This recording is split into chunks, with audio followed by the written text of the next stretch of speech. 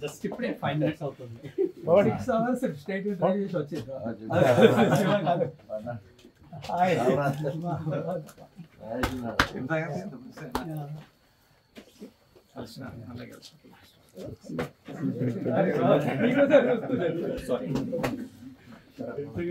After a long time, yeah, I keep seeing you in Facebook.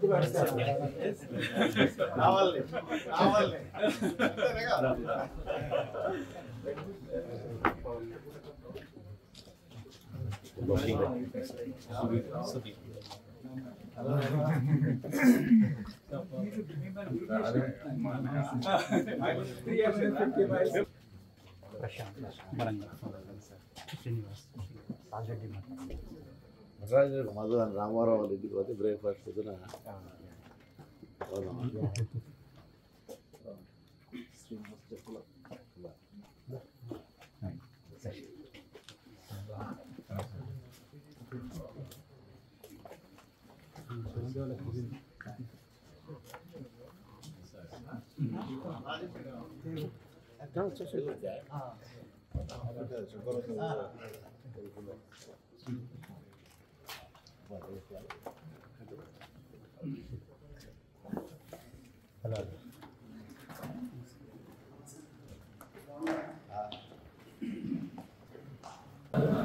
Guys, please be seated.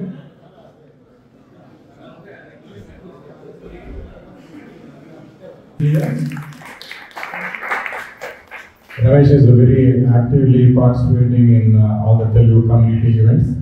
తర్వాత మేమంతా కూడా residents మీ దగ్గరలోనే last 2 years heart line Ganesh అని పెట్టి కూడా పెద్ద ఎత్తున ఏరియాలో సంచలనం సృష్టించాడు. సో రమేష్ ఇనిషియేటివ్ తోటి ఈ ప్రోగ్రామ్ జరుగుతుంది. I also want to invite a few other organizing team who is helping us with the progress of the event. I want to recognize and invite Sudarshan,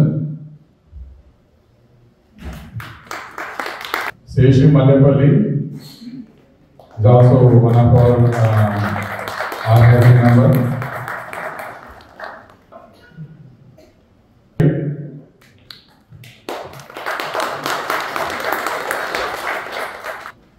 Ramesh Kasham,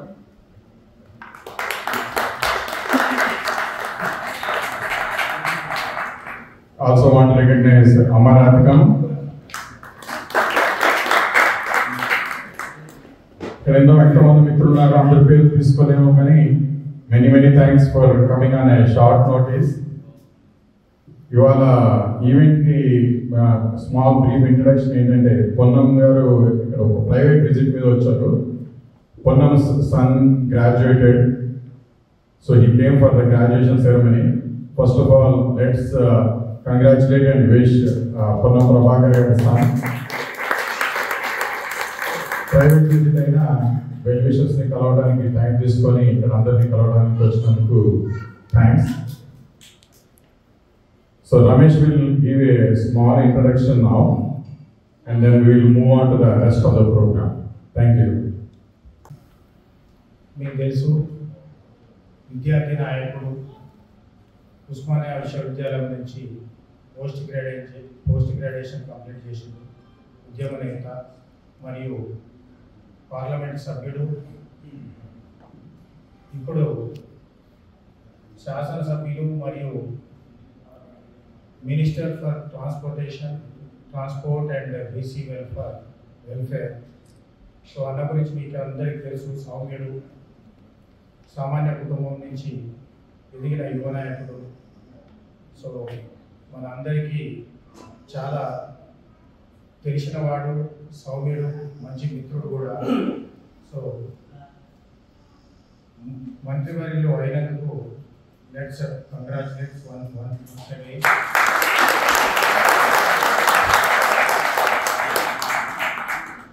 so ఇప్పుడు అన్నగారిని మాట్లాడవలసిందిగా వచ్చు. పెద్దలు రమేష్ అన్న గారికి, అదే వేదిక మీద ఉన్న పెద్దలు, ఇక్కడికి విచ్చేసినటువంటి మిత్రులందరికీ హృదయపూర్వకంగా నమస్కారాలు, ధన్యవాదాలు. నేను ఈ నెల 22వ తేదీన స్టీవెన్స్లో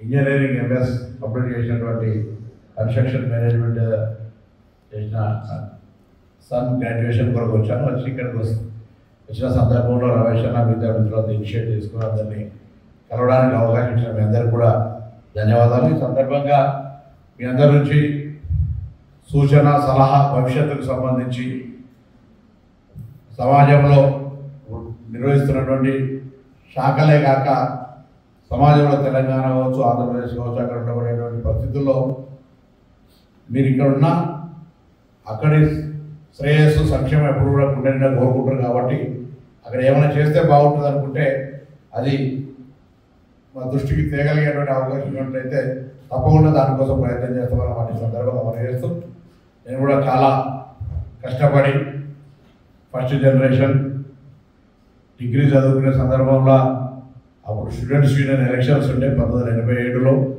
కాలేజీ అధ్యక్షుడు ఎన్నికై దాని తదుపరి ఎన్ఎస్సీ లీడర్గా డిస్ట్రిక్ట్ సెక్రటరీ స్టార్ట్ చేస్తే డిస్ట్రిక్ట్ ప్రెసిడెంట్, దాని తర్వాత స్టేట్ ఎన్ఎస్సీ స్టూడెంట్ కాంగ్రెస్ ప్రెసిడెంట్గా, దాని తదుపరి మళ్ళీ 2005లో Markfed chairman, cooperative federation Andhra Pradesh ఉండేప్పుడు ఆంధ్రప్రదేశ్ చైర్మన్గా, 2009 15th లోక్సభ పార్లమెంట్ మెంబర్గా మూమెంట్లో పార్టిసిపేట్ చేసి, దాని తర్వాత మళ్ళీ మొన్న హుస్నాబాద్ ఎమ్మెల్యేగా గెలవడం, దాని తర్వాత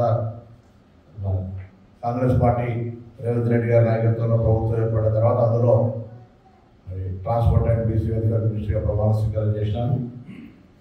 5 నెలల ప్రభుత్వంలో ఇప్పటికే కొన్ని కార్యక్రమాలు జరుగుతూ ఉన్నాయి. భవిష్యత్తులో ఇంకా అనేక కార్యక్రమాలు జరపాలనేటువంటి ఆలోచనతో ముందుకు పోతాను. దాని సందర్భంలో కూడా ట్రాన్స్పోర్ట్కి సంబంధించినటువంటి టెక్నాలజీ కావచ్చు, రిఫార్మ్స్ కావచ్చు, లేదా రోడ్ సేఫ్టీ కావచ్చు, ఇలా ఆర్టీసీ లాంటి సంస్థ 5 నెలలనే ఆపరేషనల్ లాస్ లేకుండా, ప్రజెంట్ ఆపరేషనల్ లాస్ లేదు ఆర్టీసీలో.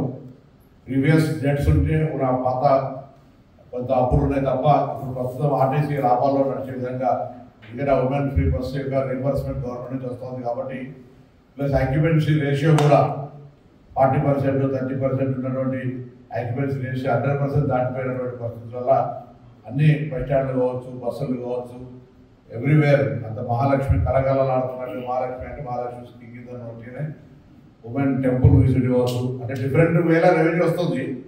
మహిళలంతా దేవాలయాలకు వెళ్ళడం కావచ్చు, లేకపోతే వివిధ ఉపాధికి సంబంధించిన అవకాశం తీసుకునేవి కావచ్చు, లేకపోతే పక్కన ఉండే పల్లెల నుంచి కరీంనగర్ అంటే గ్రామాల అర్బన్ ప్లేసెస్కి వచ్చేసి ఈ సూపర్ మార్కెట్ ఇవ్వాలి, పెద్ద పెద్ద వాటి దగ్గర నుంచి మెటీరియల్ కొనుక్కపోవడం కావచ్చు, ఈ విధంగా చాలా రకాల వ్యవహారం జరుగుతుంది. సో నిన్న ఇవాళ చూస్తాము ప్రైమ్ మినిస్టర్ గారి మహిళా బస్సులతోటి మెట్రో నష్టం వస్తుందని, ఒక మెట్రో ఏమో ఇంకా భోగిలు పెంచాలనే డిమాండ్ జరుగుతుంది. ఇటువంటి పరిస్థితి ఉన్నది.